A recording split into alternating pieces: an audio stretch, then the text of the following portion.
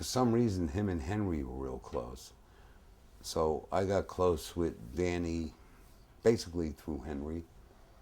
And we did some things together, and we trusted each other. And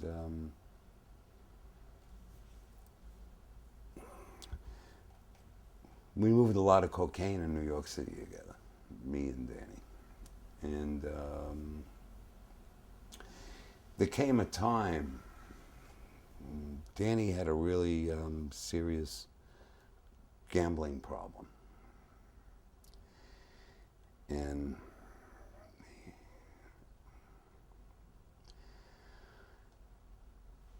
one night he went down to Mulberry Street to a crap game that was run by Matty the horse.